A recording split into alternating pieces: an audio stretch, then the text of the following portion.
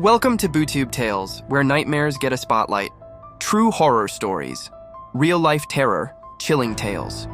Here are 4 bone-chilling original horror stories, each crafted to linger in your mind long after reading. These tales blend psychological terror, supernatural dread, and unsettling realism. Story 1, The Last Broadcast. Sound of radio static fades in. You know that eerie feeling when you're driving late at night, scanning through radio stations? That moment when static suddenly gives way to something unsettling? Well, let me tell you about WKST, a small-town radio station that changed everything I knew about late-night broadcasts. I was hired as the overnight technician last month. Simple job, really. Monitor the equipment, make sure everything runs smoothly. But there was something they didn't tell me during the interview, something about 3:17 a.m. The first time I heard it, I thought it was just interference.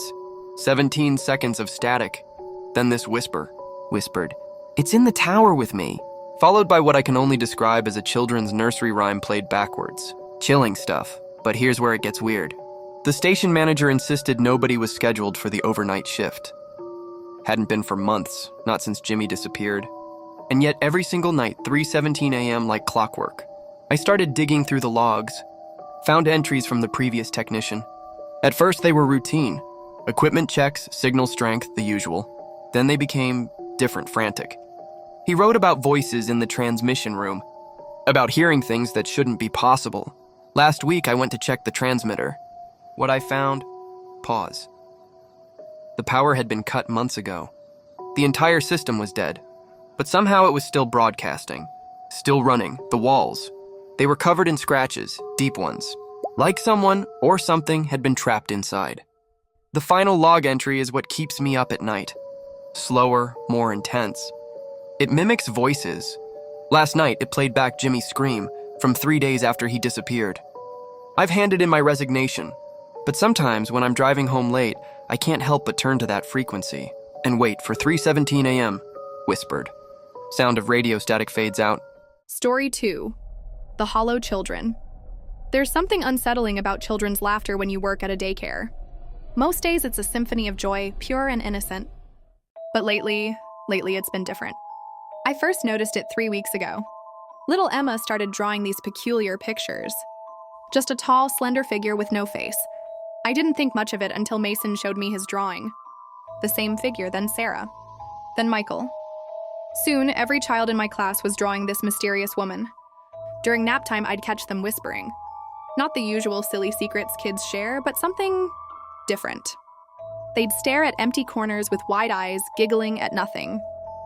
When I'd ask who they were talking to, they'd just smile and say, "She likes to play with us." Yesterday, I stayed late to finish some paperwork. The sunset cast long shadows through the windows, and that's when I heard it, giggling from the playroom. My blood ran cold. All the children had gone home hours ago.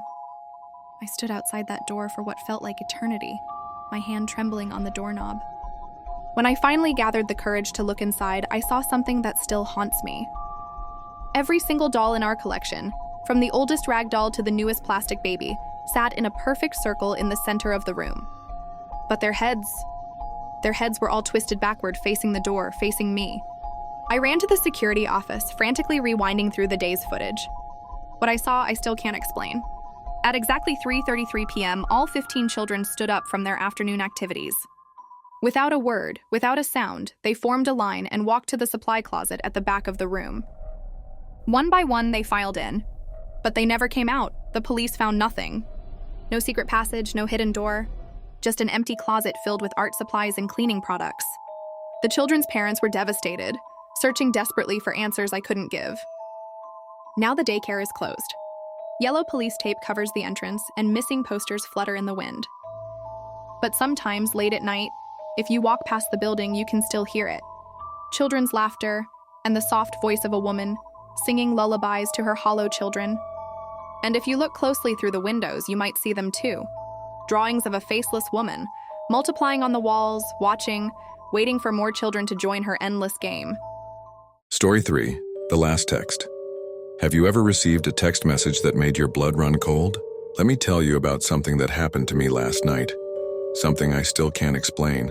I was sitting in my living room nursing my third whiskey of the evening. The house felt too quiet, too empty.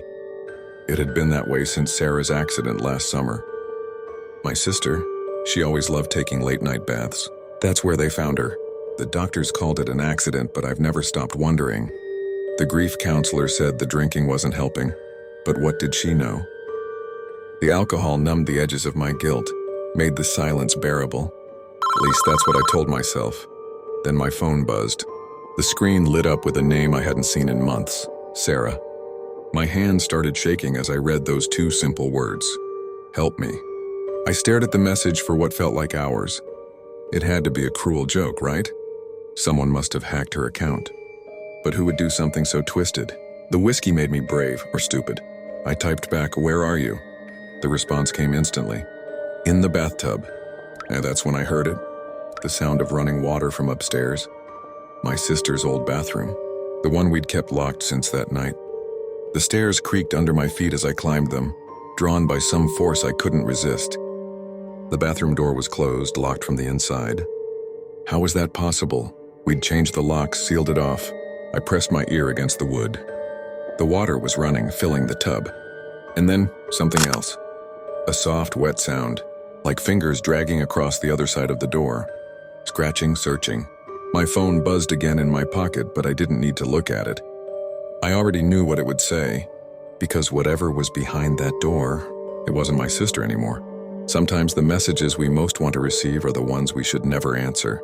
And sometimes the dead don't text because they want to say goodbye. They text because they want company. Story 4. The Whispers of Black Hollow. In the remote mountain town of Black Hollow, people spoke in hushed tones about the old Voss mansion. Perched on a jagged cliff overlooking the town, its broken windows stared down like hollow eyes. The last of the Voss family, Elias Voss, had vanished decades ago, leaving behind only a journal filled with mad scribblings about the voices in the walls. The disappearance of Sarah Mercer. When college student Sarah Mercer arrived in Black Hollow to research local folklore, she was fascinated by the mansion. The townspeople warned her to stay away, but Sarah was determined. She spent days interviewing elderly residents, piecing together rumors of rituals, disappearances, and a secret buried beneath the house. One evening, Sarah ventured inside the mansion with a tape recorder. The next morning, her backpack was found at the foot of the cliff, her camera smashed, her notes torn apart. The recorder was intact, but the only sound on the tape was a faint, rhythmic scratching, like something clawing its way through wood. The Journal of Elias Voss. Sarah's professor, Dr. Liam Carter, arrived in Black Hollow to investigate. He tracked down Elias Voss's journal, hidden in the town archives. The entries grew increasingly deranged. October 12th, 1947. The whispers are louder tonight. They say they've been here longer than us. They say the house was built over their home. November 3rd, 1947. I hear them moving inside the walls. They're not rats. They're not human.